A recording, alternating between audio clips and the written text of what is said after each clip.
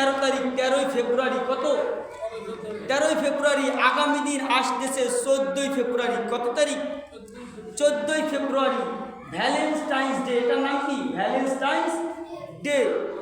এটাকে যারা সভ্য ব্যক্তি তারা একে বলা হয়েছে বিশ্ব বেহায়া দিবস।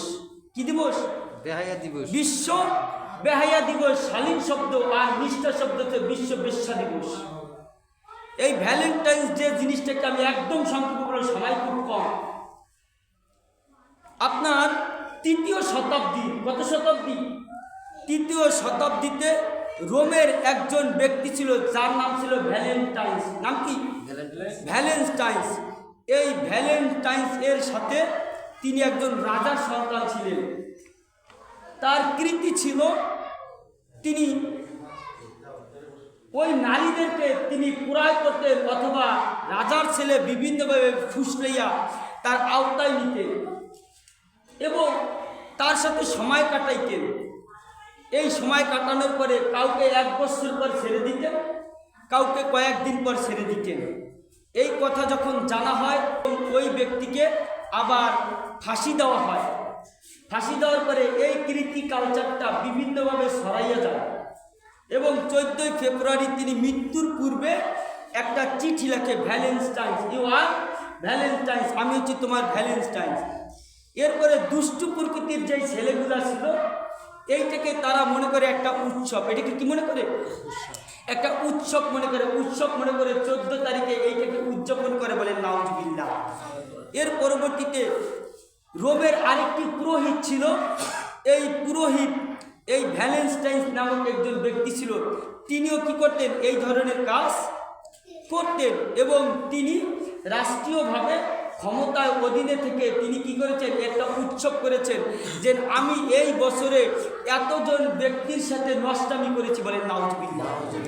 এই উৎসব উদযাপন করার পরবর্তীতে তারা অনেকেই মনে করে যে এইটা মনে হয় একটা এর কি উৎসব, এটার কি একটা উৎসব। এইটা আমাদের বাংলার জমিনে এসেছে 1993 সালে। কত সালে? 1993 সালে বাংলাদেশের একজন সাংবাদিক, তিনি পড়ালেখা করতেন আমেরিকায়, লন্ডনে। কোথায়? আমেরিকায় পড়ালেখা করতেন। এই ব্যক্তি বাংলাদেশে এসে তিনি আবার আপনার ঢাক ঢোল পিটাইয়া বিভিন্নভাবে একটি আয়োজন করে শহরে। কোথায়?